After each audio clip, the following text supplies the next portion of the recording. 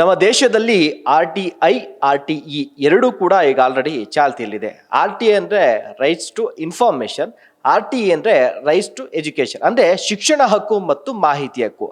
ಶಿಕ್ಷಣದ ಹಕ್ಕು ಕೂಡ ಒಂದು ಏಜಿನವರೆಗೂ, ಆ ಮಾಹಿತಿ ಹಕ್ಕು ಕೂಡ ನಮ್ಗೆ ಅವಶ್ಯಕತೆ ಇದ್ದಂಥ ಟೈಮಲ್ಲಿ ಒಂದು ಮಾಹಿತಿ ಕೂಡ. ಆದರೆ ಬಹಳ ಪ್ರಮುಖವಾಗಿ ಬೇಕಾಗಿರುವಂಥದ್ದು ಅಂತಂದರೆ RTH ಅಂದರೆ ರೈಟ್ ಟು ಹೆಲ್ತ್, ಅಂದರೆ ಆರೋಗ್ಯದ ಹಕ್ಕು ನಮಗೆ. ಯಾಕೆಂದರೆ ಆರೋಗ್ಯ ಅನ್ನೋದು ಹುಟ್ಟಾಗಿಂದ ಸಾಯೋವರೆಗೂ ಕೂಡ ಮನುಷ್ಯನಿಗೆ ಇಂಪಾರ್ಟೆಂಟು. ಆದರೆ ಈ ಆರೋಗ್ಯ ಹಕ್ಕಿನ ಬಗ್ಗೆ ನಮ್ಮ ದೇಶದಲ್ಲಿ, ನಮ್ಮ ರಾಜ್ಯದಲ್ಲಿ ಯಾವುದೇ ಚರ್ಚೆಗಳಾಗ್ತಾ ಇಲ್ಲ. ಇದ್ರ ಬಗ್ಗೆ ಯಾರು ಕೂಡ ಧ್ವನಿ ಎತ್ತುತ್ತಾ ಇಲ್ಲ. ಮಾಡಬೇಕಾದಂಥ ಸರ್ಕಾರಗಳು, ಜವಾಬ್ದಾರಿ ಇರುವಂಥ ಕೇಂದ್ರ ಸರ್ಕಾರ ಆಗಿ ರಾಜ್ಯ ಸರ್ಕಾರಗಳು ಅದಕ್ಕೆ ಮಾಡೋದಕ್ಕೆ ಮುಂದಾಗ್ತಾ ಇಲ್ಲ. ಕೆಲವು ರಾಜ್ಯದಲ್ಲಿ ಮಾಡೋಕೆ ಹೊರಟರು ಕೂಡ ಈ ವೈದ್ಯರ ಲಾಬಿ ಅನ್ನುವಂಥದ್ದೇನಿದೆ, ಅದರಿಂದಾಗಿ ಅದಕ್ಕೂ ಕೂಡ ಎಳ್ಳು ನೀರು ಬಿಡಲಾಗಿದೆ ಅನ್ನುವಂಥದ್ದು. ಈ ಆರೋಗ್ಯ ಹಕ್ಕು RTH ಬಂದರೆ ಏನೆಲ್ಲ ಅನುಕೂಲ ಆಗುತ್ತೆ ಅನ್ನೋದಕ್ಕೆ ಸ್ವತಃ ವೈದ್ಯರಾದಂಥ ಡಾಕ್ಟರ್ ಸುನಿಲ್ ಕುಮಾರ್ ಹೆಬ್ಬೆ ಅವರೇ ಇದ್ರ ಬಗ್ಗೆ ಈಗ ಆಲ್ರೆಡಿ ಧ್ವನಿ ಎತ್ತಿ ಒಂದಷ್ಟು ಪತ್ರ ವ್ಯವಹಾರವನ್ನು ಕೂಡ ಮಾಡ್ತಾ ಇದ್ದಾರೆ. RTH ಇಂದ ಆಗುವಂಥ ಅನುಕೂಲಗಳು ಏನು, ಪ್ರತಿಯೊಬ್ಬ ಸಾಮಾನ್ಯ ನಾಗರಿಕನು ಕೂಡ ಇದನ್ನು ತಿಳ್ಕೊಳ್ಳೇಬೇಕು. ಅದನ್ನು ತಿಳಿಸ್ಕೊಡೋದಕ್ಕೆ ಈಗ ಡಾಕ್ಟರ್ ಸುನಿಲ್ ಕುಮಾರ್ ಹೆಬ್ಬೆ ಅವರು ನಮ್ಮ ಜೊತೆಗಿದ್ದಾರೆ. ಸರ್, ಈಗ RTI, RTE ಈಗ ಆಲ್ರೆಡಿ ಇದೆ, ಅದು ಸಾಕಷ್ಟು ಅನುಕೂಲ ಆಗ್ತಿದೆ. ಈಗ ನಾನು ಹೇಳ್ದಾಗೆ ಎಜುಕೇಷನ್ ಅನ್ನೋ ಒಂದು ಹಂತದವರೆಗೂ, ಮಾಹಿತಿ ಅನ್ನೋದು ಸಮಯ ಸಂದರ್ಭಕ್ಕೆ. ಆದರೆ ಹೆಲ್ತ್ ಅನ್ನುವಂಥದ್ದು ಹುಟ್ಟಾಗಿಂದ ಸಾಯೋವರೆಗೂ ಒಬ್ಬ ಮನುಷ್ಯಗೆ ಇಂಪಾರ್ಟೆಂಟು. ಅದ್ರ ಬಗ್ಗೆ ಯಾಕೆ RTH ಅನ್ನ ತರೋದಕ್ಕೆ ಸರ್ಕಾರಗಳು, ಕೇಂದ್ರ ಸರ್ಕಾರ, ರಾಜ್ಯ ಸರ್ಕಾರಗಳು ಮುಂದಾಗ್ತಾ ಇಲ್ಲ? ನೋಡಿ, ಸರ್ಕಾರ ಅಂದರೆ ನಾವಿಟ್ಟಿರುವಂಥ ನಮಗೋಸ್ಕರ, ನಮ್ಮ ಅನುಕೂಲಕ್ಕೋಸ್ಕರ ಅಂತ ಸರ್ಕಾರಗಳು. ನಮ್ಗೆ direct tax payers, indirect tax payers. ನಾವು ಸರ್ಕಾರಕ್ಕೆ ನಮಗೆ ಬೇಕಾಗಿರೋಂಥದ್ದು ಕುಕ್ಕರ್ ಭಾಗ್ಯ, ನಿಕ್ಕರ್ ಭಾಗ್ಯ, ಶಾದಿ ಭಾಗ್ಯ ಎಲ್ಲ ಬೇಕಾಗಿಲ್ಲ. ನಮಗೆ ಬೇಕಾಗಿರೋದು ಶಿಕ್ಷಣ ಭಾಗ್ಯ, ಆರೋಗ್ಯ ಭಾಗ್ಯ. ಹಾಗಾಗಿ ಈ ಆರೋಗ್ಯ ಹಕ್ಕನ್ನು ಸರ್ಕಾರ ಕಾನೂನುಬದ್ಧವಾಗಿ ಜಾರಿ ಮಾಡಬೇಕಾಗಿರೋ ರೈಟ್ ಟು ಹೆಲ್ತ್ ಅಂತ. ಹೆಲ್ತ್ ಕೇರ್ ಅನ್ನೋವಂಥದ್ದು ಮಾನವನ ಮೂಲಭೂತ ಹಕ್ಕು ಪ್ರತಿಯೊಬ್ಬನಿಗೆ. ಹಾಗಾಗಿ health care is a human fundamental right. ಇದನ್ನು ಮಾಡ್ತಾ ಇಲ್ಲ ನಮ್ಮ ಸರ್ಕಾರ. ಈಗ ಆಯುಷ್ಮಾನ್ ಭಾರತ್ ಅಂತ ಇದೆ, ಆರೋಗ್ಯ ಕರ್ನಾಟಕ ಅಂತ ಇದೆ. ಅದು ಸಿಲೆಕ್ಟಿವ್ ಆಗಿ economically weaker section of the ಸೊಸೈಟಿಗೆ ಮಾಡಿದ್ದಾರೆ ಇನ್ಶೂರೆನ್ಸನ್ನು. ಪ್ರತಿಯೊಬ್ಬ ವ್ಯಕ್ತಿಗೂ, ಭಾರತೀಯ ನಾಗರಿಕನಾಗಿದ್ದರೆ ಆರ್ಟಿಕಲ್ 21 ಪ್ರಕಾರ ರೈಟ್ ಟು ಲೈಫ್ ಅಂತಿದೆ, ಜೀವಿಸುವ ಹಕ್ಕು ಇದೆ. ಜೀವಿಸುವ ಹಕ್ಕು ಮಾತ್ರ ಕಾನೂನಲ್ಲಿ ಕೊಟ್ಬಿಟ್ರೆ, ಕಾನೂನಲ್ಲಿ ಬುಕ್ದಲ್ಲಿದ್ದರೆ ಆಗಲ್ಲ. ಪ್ರಾಕ್ಟಿಕಲಿ ಜೀವಿಸೋದಕ್ಕೆ ನಮ್ಗೆ ಯೋಗ್ಯವಾಗಿರುವಂಥ ಇದು ನಮ್ಮ ಶರೀರಕ್ಕೆ, ನಮ್ಮ ಟ್ರೀಟ್ಮೆಂಟ್ಗೆ ಬೇಕಾಗಿರುವಂಥ ಆರೋಗ್ಯ ಹಕ್ಕು ಬೇಕಲ್ವ ಪ್ರತಿಯೊಬ್ಬನಿಗೂ. ಈಗ MLAಗಳಿಗೆ, MP ಗಳಿಗಾದರೆ ಅವರು ಬೇರೆ ದೇಶದಲ್ಲಿ ತೋರಿಸ್ಕೋಬೋದು, ಅಥವಾ ಮಣಿಪಾಲೋ, ವಕಾರ್ಡೋ, ಇನ್ನು ಯಾವುದಾದ್ರು ಹಾಸ್ಪಿಟ್ಲ್ಗೆ ಹೋಗಿ ಟ್ರೀಟ್ಮೆಂಟ್ ತೊಗೋಬೋದು, ಅವ್ರಿಗೆ ಕ್ಲೇಮ್ ಮಾಡ್ಕೋತಾರೆ. ಜನಸಾಮಾನ್ಯರಿಗೆ ಎಲ್ಲಿದೆ? ಯಾವ ಗೌರ್ಮೆಂಟ್ ಹಾಸ್ಪಿಟ್ಲು ಸುಸಜ್ಜಿತವಾಗಿದೆ? ಇಲ್ಲವೇ ಇಲ್ಲ. ಹಾಗಾಗಿ ರಾಜ್ಯ ಸರ್ಕಾರ ಆರೋಗ್ಯ ಹಕ್ಕು ಕಾನೂನು ಜಾರಿ ಮಾಡಬೇಕು. ಆದರೆ ಇದ್ರ ಬಗ್ಗೆನೇ ರಾಜಸ್ಥಾನ ಸರ್ಕಾರ ಆರೋಗ್ಯ ಹಕ್ಕು ಕಾನೂನು ಜಾರಿ ಮಾಡಬೇಕು ಅಂತ ನಿರ್ಧಾರ ಮಾಡಿ ಆರೋಗ್ಯ ಹಕ್ಕು ಕಾನೂನ ಇಂಪ್ಲಿಮೆಂಟ್ ಮಾಡೋದಕ್ಕೆ, ಅಮೆಂಡ್ಮೆಂಟ್ ಮಾಡೋದಕ್ಕೆ ಹೋಗ್ತಾ ಇತ್ತು. ಅಲ್ಲಿರುವಂಥ medical mafia, doctors mafia, hospital mafia ಅದನ್ನು ತಡೆಗಟ್ಟಿ ಅದನ್ನು ಸ್ಟಾಪ್ ಆಯಿತು. ಅಲ್ಲಿರುವಂಥ ಹೀಗಾಯಿತು. ಆದರೆ ನಮ್ಮ ಮೋದಿಯವರು, ಪ್ರಧಾನ ಸೇವಕರು, ಅವರು ನಿಜವಾಗ್ಲೂ ಇಷ್ಟು 10 ವರ್ಷದಲ್ಲಿ ಸಾಕಷ್ಟು ಕೆಲಸಗಳನ್ನು ಮಾಡ್ತಾ ಇದ್ದಾರೆ ಅಂತ ಹೇಳ್ತಾ ಇದ್ದಾರೆ. ಬಟ್ ಈ ನಿಜವಾಗ್ಲೂ ಮಾಡಬೇಕಾಗಿರೋಂಥದ್ದು ಆರೋಗ್ಯ ಹಕ್ಕು ಕಾನೂನು ಮಾಡಬೇಕಲ್ವ? ರೈಟ್ ಟು ಹೆಲ್ತ್ ಅನ್ನು ಮಾಡಬೇಕಾಗಿದೆ ಅಲ್ವಾ? ಆರೋಗ್ಯ ಹಕ್ಕು ಕಾನೂನು ಜಾರಿ ಆದರೆ ಪ್ರತಿಯೊಬ್ಬ ವ್ಯಕ್ತಿಗೂ ₹1 ಹಿಡಿದು 1 ಕೋಟಿವರೆಗೂ ಉಚಿತವಾಗಿ ಆರೋಗ್ಯ ಸೇವೆ ಕೊಡಬೇಕು. ಅದು ಆಗ್ತಾನೆ ಇಲ್ಲ. ಬರೀ ಇವರು ಬಿಟ್ಟಿ ಭಾಗಗಳನ್ನು ಕೊಡ್ತಾ ಇದ್ದಾರೆ. ಸೆಂಟ್ರಲ್ ಗೌರ್ಮೆಂಟ್ದವರು ಬೆಲೆ ಏರಿಕೆ ಮಾಡ್ತಾ ಇದ್ದಾರೆ. ಇದೇಲ್ಲ ಆಗ್ತಾಯಿದೆ. ಜನ ಪ್ರಶ್ನೆ ಮಾಡೋವಂಥದ್ದು ಆಗಬೇಕು. ನಾನು ಯಾವುದೋ ಪೊಲಿಟಿಕಲಿ ಮಾತಾಡ್ತಾ ಇಲ್ಲ. ಯಾವುದಾದ್ರೂ ಆಗಿರಲಿ, ನಮಗೆ BJP, ಕಾಂಗ್ರೆಸ್ಸು, JDS ಅಂತ ನಾನು ಮಾತಾಡ್ತಾ ಇಲ್ಲ. ಪ್ರತಿಯೊಬ್ಬ ವ್ಯಕ್ತಿಗೂ, ಈ ಭಾರತದ ನಾಗರಿಕನಿಗೆ ಉಚಿತವಾಗಿ ಆರೋಗ್ಯ ಸಿಗಬೇಕಲ್ಲ, ಅದಕ್ಕೆ ಆರೋಗ್ಯ ಹಕ್ಕು ಕಾನೂನು ಜಾರಿ ಆಗಬೇಕು. ಯಾಕಂದರೆ ನಿಮ್ಗೆ ಗೊತ್ತಿದೆ, ನಮ್ಮ ದೇಶದ ಆರೋಗ್ಯ ಸ್ಥಿತಿ ಚಿಂತಾಜನಕವಾಗಿದೆ. ಹೆಲ್ತ್ ಕೇರ್ ಎಮರ್ಜೆನ್ಸಿ ಇದೆ. ಹೇಗೆ ಅಂದರೆ, ನಮ್ಮ ದೇಶದ GDPಯಲ್ಲಿ 1.25% of our GDP on spending on health care. Health ಕೇರ್ಗೆ ಬರೀ 1.2. ಆದರೆ ವಿಶ್ವ ಆರೋಗ್ಯ ಸಂಸ್ಥೆಯ ಪ್ರಕಾರ minimum 3% of our GDP spent on health care. ಆರೋಗ್ಯ ಕ್ಷೇತ್ರಕ್ಕೆ ಮೀಸಲಿಡಬೇಕು. ಅದು ಮಾಡ್ತಾನೆ ಇಲ್ಲ ವಿಶ್ವ ಆರೋಗ್ಯ ಸಂಸ್ಥೆ ಪ್ರಕಾರ. ಅದನ್ನು ನಾವು ಮಾಡ್ತಾನೆ ಇಲ್ಲ. ಅದರಲ್ಲಿ 1.2% ಸಾಕಷ್ಟು ಆರೋಗ್ಯ ಇಲಾಖೆಯಲ್ಲಿ ಬ್ರಹ್ಮಾಂಡ ಭ್ರಷ್ಟಾಚಾರ ಸುಮಾರು ಮಾತಾಡಿದ್ದೀನಿ. ಹಾಗಾಗಿ ನಾನು ಹೇಳುತ್ತೆ, ಆರೋಗ್ಯ ಹಕ್ಕು ಕಾನೂನು ಜಾರಿ ಮಾಡಬೇಕು. ಬೇರೆ ದೇಶದಲ್ಲಿದೆ, ಈಗ ಕ್ಯೂಬಾ, ಕೆನಡಾ, ಜರ್ಮನಿ, ಫಿಲಿಪೈನ್ಸ್ ಅಂತ ಇದೆ. ಕೆನಡಾದಲ್ಲಿ ಒಂದು ಪ್ರೈವೇಟ್ ಹಾಸ್ಪಿಟ್ಲು, ಪ್ರೈವೇಟ್ ಕ್ಲಿನಿಕ್ ಸಿಗೋದೇ ಇಲ್ಲ. ಸಂಪೂರ್ಣ ಉಚಿತವಾಗಿ ಆರೋಗ್ಯ ಅಲ್ಲಿ ಇದೆ, ₹1 1 ಕೋಟಿವರೆಗೆ. ಫಿನ್ಲ್ಯಾಂಡ್ ಇದೆ, ಕಂಪ್ಲೀಟಾಗಿ ಎಜುಕೇಷನ್ ಫ್ರೀ ಇದೆ.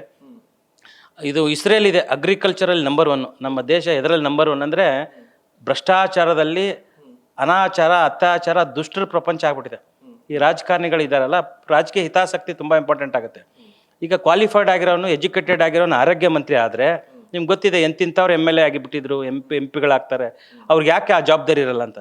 ಅನ್ಎಜುಕೇಟೆಡ್ ಎಲ್ಲ ಅವರು MLA ಆದರೆ MP ಗಳಾದರೆ ಏನಾದರೂ ಅವ್ರಿಗೆ ಮಾಡೋಕ್ಕೆ ಸಾಧ್ಯ ಆಗುತ್ತಾ? ಅವ್ನಿಗೇನು ಜ್ಞಾನ ಇರುತ್ತೆ ಅಂತ ಅವ್ನಿಗೇನಾದರೂ ಜ್ಞಾನ ಬೇಕಲ್ವಾ? ಬೇಸಿಕ್ ಕ್ವಾಲಿಫಿಕೇಷನ್ ಬೇಕಲ್ಲ? ಏನೂ ಇಲ್ಲವೇ ಇಲ್ಲ. SLC ಫೇಲ್ ಆಗಿರಲಿ, PUC ಫೇಲ್ ಆಗಿರಲಿ, ಈ ಥರ ಇದ್ದಾಗ ವ್ಯಕ್ತಿ MLA ಆಗ್ತಾನೆ, MLA ಆದಮೇಲೆ ವಿಧಾನಸೌಧದಲ್ಲಿ ಆಗ್ತಾನೆ, ಮಿನಿಸ್ಟರ್ ಆಗ್ತಾನೆ, ಆರೋಗ್ಯ ಮಂತ್ರಿ ಆಗ್ಬಿಡ್ತಾರೆ, ಇನ್ನೇನೇನೋ ಆಗ್ಬಿಡ್ತಾರೆ. ಆಗ್ಬಿಟ್ರೆ ಅವ್ರಿಗೆ ಬೇಸಿಕ್ ಜ್ಞಾನನೇ ಇರಲ್ಲ. ಭಾಳ ಜನ ಜೊತೆ ನಾನು ಮಾತಾಡಿದೆ. ಒಬ್ಬರು AS ಪಾಟೀಲ್ ನಡಳ್ಳಿ ಅಂತ, ಇವಾಗ ಅವ್ರು ಮಾಜಿ ಶಾಸಕರು, ಅವ್ರಿಗೆ ಫೋನ್ ಮಾಡಿದೆ, ಸರ್ ಆರೋಗ್ಯ ಹಕ್ಕು ಕಾನೂನು ಬಗ್ಗೆ ನೀವು ವಿಧಾನಸಭೆಯಲ್ಲಿ ಪ್ರಶ್ನೆ ಮಾಡಿ ಅಂತ. ಅದೇನು ಆರೋಗ್ಯ ಹಕ್ಕು ಅಂತ ಕೇಳಿದರು ನನಗೆ. ಇನ್ನೊಬ್ರಿಗೆ XMLC ಒಬ್ಬರಿಗೆ ಫೋನ್ ಮಾಡಿದ್ದೆ, ಇದು ಯಾವುದೋ ಹೊಸದು ಹೇಳ್ತಾ ಇದ್ರಲ್ಲ ಸೊನೆಯಲ್ಲಿ, ಇದು ಯಾವುದೋ ಆರೋಗ್ಯ ಹಕ್ಕು, ಇದೆಲ್ಲ ಯಾಕೆ ಬೇಕು ನಿನಗೆ ಅಂತ ಕೇಳ್ತಾರೆ. ಏನೋ ಕಾನೂನು ರೂಪಿಸಂಥವ್ರು ಅಸೆಂಬ್ಲಿಯಲ್ಲಿ ಇರಬೇಕಾಗಿರೋಂಥವ್ರು, ಇದು ದುರಾದೃಷ್ಟ. ಇಂಥದ್ದು ನೋಡಿದಾಗ ಎಂತಿಂಥ ಅನ್ಎಜುಕೇಟೆಡ್ ಆಗಿರೋಂಥದ್ದು, ಚಿಕ್ಕ ಪುಟ್ಟ ಗಲ್ಲಿ ರೌಡಿ, ತಾಲೂಕು ರೌಡಿ, ಆಮೇಲೆ ಜಿಲ್ಲಾ ರೌಡಿ, ಆಮೇಲೆ ವಿಧಾನಸೌಧದಲ್ಲಿ MLA, ಈ ಥರದ್ದು ಆಗ್ತಾ ಇದ್ದಾರೆ. ಇದು ದುರಾದೃಷ್ಟ. ನಾನು ಹಿಂಗೆ ಹೇಳ್ಬಿಟ್ರೆ ಹಿಂಗೆ ಯಾಕೆ ಅಂತೀರಿ ಅಂತಾರೆ. ನಿಜವಾದ ಅವ್ರ ಅಫಿಡೇವಿಟಲ್ಲಿ ಅವ್ರು ಸಲ್ಲಿಸಿದಾರಲ್ರಿ, ಅವ್ರದ್ದೇ ಡಾಕ್ಯುಮೆಂಟ್ಸಲ್ಲಿ ಅವ್ರು ಹೇಳಿದ್ದಾರೆ, ನಾವು ಹಿಂಗಿದ್ವಿ, ನಮ್ಮ ಚರಿತ್ರೆ ಹಿಂಗೆ ಇತ್ತು ಅಂತ. ನಿಜವಾಗ್ಲೂ ಈ ಥರ ದುರಾದೃಷ್ಟ. ಕ್ವಾಲಿಫೈಡ್ ಜನ ಪ್ರಶ್ನೆ ಮಾಡಬೇಕು. ಯಾವಾಗ ನಮಗೆ ಏನು ಬೇಕು, ಈ ಧರ್ಮ ಜಾತಿ ದಂಗಲ್ ಎಲ್ಲ ಬೇಕಾಗಿಲ್ಲ. ನಮಗೆ ಬೇಕಾಗಿರೋಂಥದ್ದು ಶಿಕ್ಷಣ ಹಕ್ಕು ಹೆಂಗಿದೆಯೋ ಅದೇ ರೀತಿ ಆರೋಗ್ಯ ಹಕ್ಕು ಕಾನೂನು ಜಾರಿ ಆದರೆ ಪ್ರತಿಯೊಬ್ಬನಿಗೆ ಉಚಿತವಾಗಿ ಆರೋಗ್ಯ ಸೇವೆ ಸಿಗುತ್ತೆ. ಅದಕ್ಕಾಗಿ ನಾನು ಬೆಂಗಳೂರು ಪ್ರೆಸ್ ಕ್ಲಬ್ಬಿಂದ ಕನ್ಯಾಕುಮಾರಿಯಿಂದ ಕಾಶ್ಮೀರವರೆಗೆ 60 ದಿನ ಟ್ರಾವೆಲ್ ಮಾಡಿ ಆರೋಗ್ಯ ಹಕ್ಕದ ಬಗ್ಗೆ ಜಾಗೃತಿ ಮೂಡಿಸಿದ್ದೀನಿ. ಆಮೇಲೆ ಸಾಕಷ್ಟು ಜನ ನಮ್ಮ ಜೊತೆ ಕೈ ಜೋಡಿಸಿದ್ದಾರೆ. ಅದ್ರ ಜೊತೆಲೇ ನಾವು ಹೋಗ್ತಾ ಫ್ರೀ ಹೆಲ್ತ್ ಚೆಕಪ್ ಕ್ಯಾಂಪನ್ನು, free doctor consultation, free basic medicines, free ಡಯಾಗ್ನೋಸ್ಟಿಕ್ಸನ್ನು ಮಾಡ್ಕೊಂಬಂದಿದ್ವಿ. ನಾನೊಬ್ಬ ಸಮಾಜ ಸೇವಕನಾಗಿ ಒಂದಿಷ್ಟು 100 ಜನಕ್ಕೂ ದಿನಕ್ಕೆ ಚೆಕ್ ಮಾಡೋದು ಫ್ರೀಯಾಗಿ ಕೊಡ್ಬೋದು. ಬಟ್ ಇದು ನನ್ನ ಕೆಲಸ ಅಲ್ವೇ ಅಲ್ಲ, ಸರ್ಕಾರದ ಕೆಲಸ. ಸರ್ಕಾರ ಮಾಡಬೇಕಾಗಿರೋ ಕೆಲಸನ ನಾವು ಮಾಡ್ತಾ ಇದ್ವಿ. ಹಾಗಾಗಿ ಈ ರಾಜ್ಯದ ಆರೋಗ್ಯ ಮಂತ್ರಿಗಳಾಗಲಿ, ನಮ್ಮ ರಾಜ್ಯದ ಮುಖ್ಯಮಂತ್ರಿ ಸಿದ್ದರಾಮಯ್ಯ ಸರ್ ಆಗಿರಲಿ, ಅಥವಾ ಮೋದಿಯವರಾಗಿರಲಿ, ಜನ ಎಲ್ಲ ಪ್ರಶ್ನೆ ಮಾಡಬೇಕು. ಜನ ಎಲ್ಲಿವರೆಗೆ ಪ್ರಶ್ನೆ ಮಾಡಲ್ವೋ, ಮಗು ಅಳ್ತಾ ಇದ್ರೆ ನಮ್ಮ ತಾಯಿ ಹಾಲು ಕೊಡೋದು. ಹಾಗಾಗಿ ಜನ ಪ್ರಶ್ನೆ ಮಾಡಬೇಕು. ಸೋಷಿಯಲ್ ಮೀಡಿಯಾದಲ್ಲಿ ಕೇಳಬೇಕು, ನಮ್ಗೆ ಬೇಕು ಇದನ್ನು ಮಾಡಿ. ನಮ್ಮ MLAಗಳನ್ನ ಪ್ರಶ್ನೆ ಮಾಡಿ ಕೇಳಿ. ಬರ್ತಾರಲ್ಲ ಓಟಿಗೆ, ಎಲೆಕ್ಷನ್ಗೆ, MLA ಎಲೆಕ್ಷನ್ಗೆ ಬರ್ತಾರೆ. ಈಗ JDP TP ಎಲೆಕ್ಷನ್ ಬರುತ್ತೆ, ಯಾರು ಏನು ಕೇಳೋದೇ ಇಲ್ಲ. ಅವ್ರು ಅನ್ನನಿಗೆ ಜೈ ಅಂತ ಜೈಕಾರ ಹಾಕೊಂಡಂಥದ್ದು ಈ ಬಟ್ಟಂಗಿಗಳು, ಚಮಚಗಳು, ಚೇಲಗಳೇ ಇರೋವಂಥದ್ದು ದುರಾದೃಷ್ಟ. ನಾನು ಯಾರಿಗೂ ಹೇಳ್ತಾ ಇಲ್ಲ, ಅವ್ರ ಹಿಂದೆ ಸುತ್ತಾಡೋಂಥ ಈ ಗುಬಾಲ್ಡ್ಗಳಿಗೆ ಹೇಳ್ತಾರಂಥದ್ದು. ತುಂಬ ಬೇಜಾರಾಗುತ್ತೆ, ತುಂಬ ನೋವಾಗುತ್ತೆ ನನಗೆ. ಒಬ್ಬ ಡಾಕ್ಟ್ರಾಗಿ ಜನ ಪ್ರತಿ ವರ್ಷ 24 ಲಕ್ಷ ಜನ ಗುಣಮುಖವಾಗುವ ಕಾಯಿಲೆಯಿಂದ ಸಾಯ್ತಾರೆ ಸರ್. ಇದು 24 ಲಕ್ಷ ಜನ ಗುಣಮುಖ ಎಲ್ಲಿ ಸ್ಟೇಟ್ ಅಲ್ಲ ಸೆಂಟ್ರಲ್ ಟೋಟಲ್ ಸೇರ ಸರ್?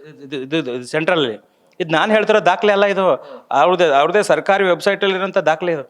ಹಾಗಾಗಿ ಸರ್, ಇದು ಗುಣಮುಖ ಆಗುವಂತ ಕಾಯಿಲೆಯಿಂದ ದೇಶದಲ್ಲಿ ವರ್ಷಕ್ಕೆ 24 ಲಕ್ಷ ಜನ ಸಾಯ್ತಾರೆ ಅಂದ್ರೆ ಯಾವ ರೀತಿ ಅಂದ್ರೆ ವೈದ್ಯರ ನಿರ್ಲಕ್ಷ್ಯದಿಂದನ ಟ್ರೀಟ್ಮೆಂಟ್ ಸಿಗದೆ ಟ್ರೀಟ್ಮೆಂಟ್ ಅಫೋರ್ಡೆಬಲ್ ಆಗದೆ ಇದ್ರೆ, ಈಗ ಪ್ರೈವೇಟ್ ಹಾಸ್ಪಿಟ್ಲ್ಗೆ ಹೋಗ್ತಾರೆ, ದುಡ್ಡು ಖರ್ಚಾಗುತ್ತೆ, ಟ್ರೀಟ್ಮೆಂಟ್ ತೊಗೊಳಕ್ಕಾಗಲ್ಲ, ಆ ಥರದಿಂದ ಸಾಯ್ತಾರೆ. ಗೌರ್ಮೆಂಟ್ ಹಾಸ್ಪಿಟ್ಲ್ ಟ್ರೀಟ್ಮೆಂಟ್ ಸಿಗಲ್ಲ.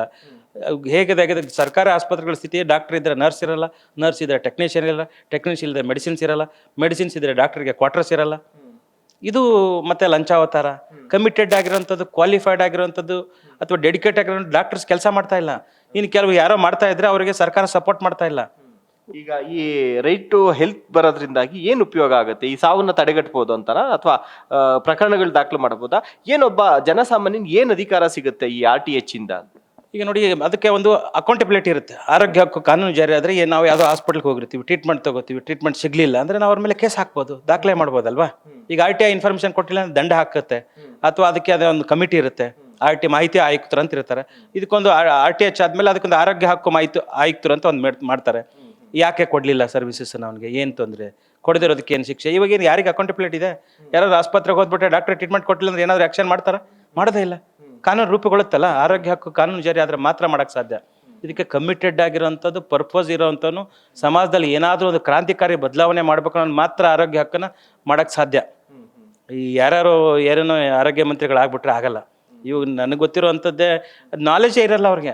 ಏನಂದ್ರೆ ಏನು ಜ್ಞಾನ ಇರಲ್ಲ ಸರ್. ತುಂಬ ಜನ ಆರೋಗ್ಯ ಮಂತ್ರಿಗಳನ್ನು ಭೇಟಿ ಆಗಿದ್ದೀನಿ, ತುಂಬ ಜನ ಒಳ್ಳೆಯವರು ಇದ್ದಾರೆ, ಆದರೆ ಜ್ಞಾನ ಇಲ್ದಿರೋಂಥ ಆರೋಗ್ಯ ಮಂತ್ರಿಗಳನ್ನ ನೋಡಿದ್ದೀನಿ ನಾನು. ಶ್ರೀರಾಮುಲು ಅಂತವ್ರು ಇದ್ರು, ನಾನು ನೋಡಿದ್ದೆ ಅವ್ರನ್ನ. ಮಾಹಿತಿನೇ ಇರಲ್ಲ, ಅವ್ರಿಗೇನು ಗೊತ್ತೇ ಇರಲ್ಲ. ಪಾಪ ಅವ್ರು ಸರಿ ಇಲ್ಲ ಅಂತ ಹೇಳಲ್ಲ, ಮಾಹಿತಿ ಕೊರತೆ ಇದ್ರೆ ಮಾಹಿತಿ ಆದರೂ ಬೇಕಲ್ಲ. ಮಾಹಿತಿ ಒಂದೇ ಸಾರಿ ಬಂದ್ಬಿಡುತ್ತಾ? ಇಲ್ವಲ್ಲ. ಹೀಗಾಗಿ ದುರಾದೃಷ್ಟ. ಆರೋಗ್ಯ ಹಕ್ಕು ಕಾನೂನು ಜಾರಿ ಆದರೆ ಎಲ್ರಿಗೂ ಆರೋಗ್ಯ ಸಿಗಬೇಕು, ಮ್ಯಾಂಡೇಟ್ರಿ ಮಾಡಬೇಕು. ಈ MLAಗಳು MP ಗಳು ತಮ್ಮದು ಸಂಬಳನ ಯಾರಿಗೂ ಕೇಳ್ದೇನೆ 3ರಷ್ಟು ಮಾಡ್ಕೊಂಡ್ರು. ಹಾಗಾಗಿ ಜನ ಎಲ್ಲಿ ಕೇಳ್ಬೇಕು ಹೇಳಿ? ಜನನ ಕೇಳಬೇಕು. ನಮ್ಮ ಲೋಕಸಭೆಯಲ್ಲೋ, ವಿಧಾನಸಭೆಯಲ್ಲೋ, ವಿಧಾನ ಪರಿಷತ್ತಲ್ಲೋ ಆರೋಗ್ಯ ಹಕ್ಕು ಕಾನೂನು ಜಾರಿ ಮಾಡಿ ಅಂತ ಜನ ಎಲ್ಲ ಸೋಷಿಯಲ್ ಮೀಡಿಯಾದಲ್ಲಿ #ಕ್ಯಾಂಪೇನ್ ಮಾಡಬೇಕು. ಜನ ಪ್ರಶ್ನೆ ಮಾಡಬೇಕು. ಜನ ಎಲ್ಲಿವರೆಗೆ ಪ್ರಶ್ನೆ ಮಾಡಲ್ಲೋ ಅಲ್ಲಿವರೆಗೆ ನಿಮ್ಗೆ ಯಾವ ಹಕ್ಕು ಸಿಗಲ್ಲ. ಕಿತ್ತು ತಿಂತಾ ಇದ್ದಾರೆ. ಸರ್, ಈಗ ಇಂಥ ಕಾನೂನು ಜಾರಿ ಆಯಿತು ಅಂತಂದ್ರೆ ಈಗ ವೈದ್ಯರು ಯಾರು ಈ ನಿರ್ಲಕ್ಷ್ಯ ಮಾಡುವಂಥವ್ರು ಅಥವಾ ಆಲಸ್ಯ ಮಾಡುವಂಥ ವೈದ್ಯರ ಕುತ್ತಿಗೆಗೆ ಬರುತ್ತೆ ಇದು.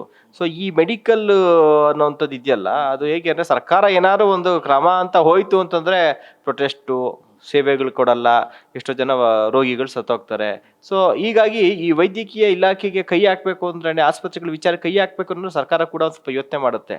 ಸೊ ಅಂಥದ್ರಲ್ಲಿ ಇಂಥದ್ದಕ್ಕೆ ಆಗೋದಕ್ಕೆ ಬಿಡ್ತಾರಾ ಇರುವಂಥ ವೈದ್ಯರುಗಳು? ಇಲ್ಲ, ಈಗ ಬಿಡ್ತಾರ ಬಿಡಲ್ವಾ ಅನ್ನೋದಕ್ಕಿಂತ ಹೆಚ್ಚಾಗಿ ಜನ ಎಲ್ಲ ಪ್ರಶ್ನೆ ಮಾಡ್ಬೇಕು. ಜನ ಪ್ರಶ್ನೆ ಮಾಡಿದಾಗ ಯಥಾ ರಾಜ ತಥಾ ಪ್ರಜಾ ಅಂತಾರೆ. ಜನ ಎಲ್ಲ ಪ್ರಶ್ನೆ ಮಾಡೋದನ್ನ ಕಲಿಬೇಕಲ್ವಾ.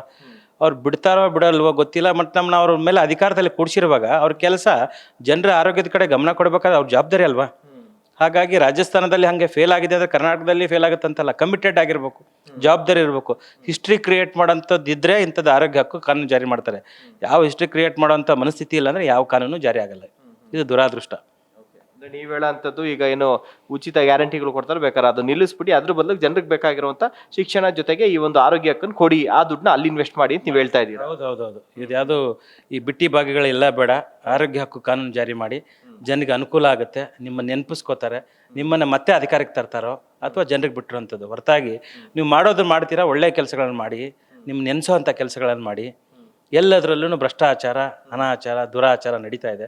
ಜನ ಎಲ್ಲ ಬೇಸತ್ತು ಹೋಗಿದ್ದಾರೆ. ಜನ ಪ್ರಶ್ನೆ ಮಾಡೋದಕ್ಕೂ ಹೆದರ್ತಾರೆ.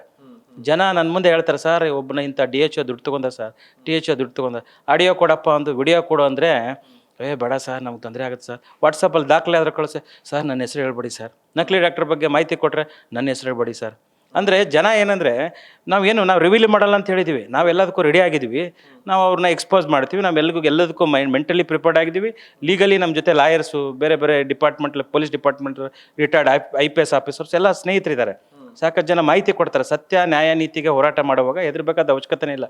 ಬಂದದ್ದು ಬರಲಿ, ನಾವು ಯಾವುದಕ್ಕೂ ತಲೆ ಕೆಡಿಸ್ಕೊಳ್ಳೋಂತಿದ್ದಿಲ್ಲ. ನಾವು ನ್ಯಾಯಯುತವಾಗಿದ್ದೀವ, ಧರ್ಮದ ಪರವಾಗಿದ್ದೀವ, ಜನ ನಮ್ಮ ಜೊತೆಲಿ ಇರ್ತಾರೆ. ಹಾಗಾಗಿ ಜನನು ಮಾಹಿತಿ ಕೊಡಬೇಕು, ಮತ್ತು ಜನನು ಪ್ರಶ್ನೆ ಮಾಡೋಂತಾಗಬೇಕು. ಪ್ರಶ್ನೆ ಮಾಡದಿದ್ದೆ ಸೋಷಿಯಲ್ ಮೀಡಿಯಾದಲ್ಲಿ ಯಾವುದೋ ಕಿತ್ತೋಗಿರೋದಕ್ಕೆ ಡಿಸ್ಕಷನ್ ಮಾಡ್ತಾ ಇದ್ವಿ, ಯಾವುದಾದ್ರು ರೀಲ್ಸ್ಗೆ. ಈ ಆರೋಗ್ಯ ಹಕ್ಕರ ಬಗ್ಗೆ ಜನರಲ್ಲಿ ಜಾಗೃತಿ ಮೂಡಲಿ. ಜನ ಪ್ರಶ್ನೆ ಮಾಡಿ, ನಿಮ್ಮ MLAಗಳನ್ನ MP ಗಳನ್ನ ಫೋನ್ ಮಾಡಿ ಕೇಳಿ ಅವ್ರನ್ನ. ಆಲ್ಮೋಸ್ಟ್ MLAಗಳ ಫೋನ್ಗಳೆಲ್ಲ ಸ್ವಿಚ್ ಆಫ್ ಇರ್ತವೆ. ಇಲ್ಲ ಅವ್ರ PA ಎತ್ತಾನೆ, ಬ್ಯುಸಿ ಇದ್ದಾರೆ ಸಾಹೇಬ್ರು ಅಂತ. ಇದೇ ಕಥೆ ಆಗ್ಬಿಟ್ಟಿದೆ. ಇದು ದುರಾದೃಷ್ಟ. ಹಾಗಾಗಿ ಜನ ಎಲ್ಲ ಜಾಗೃತಿ ಆಗಬೇಕು. ಜನ ಎಚ್ಚೆತ್ತುಕೊಳ್ಳೋವರೆಗೂ ಯಾವ ಹಕ್ಕು, ಯಾವ ಕಾನೂನು ನಮಗೆ ಜಾರಿ ಆಗೋದೇ ಇಲ್ಲ. Thank you sir. ಇದಿಷ್ಟು ವೈದ್ಯರು ಹಾಗೂ ಸಾಮಾಜಿಕ ಹೋರಾಟಗಾರರಂತ ಡಾಕ್ಟರ್ ಸುನಿಲ್ ಕುಮಾರ್ ಹೆಬ್ಬಿ ಅವರು ಒಂದು ಅರಿವನ್ನ ಮೂಡಿಸುವಂತ ಜೊತೆಗೆ ಸರ್ಕಾರಕ್ಕೆ ಒತ್ತಾಯ ಮಾಡುವಂತ ಕಾರ್ಯವನ್ನ ಕೂಡ ಮಾಡ್ತಾ ಇದ್ದಾರೆ.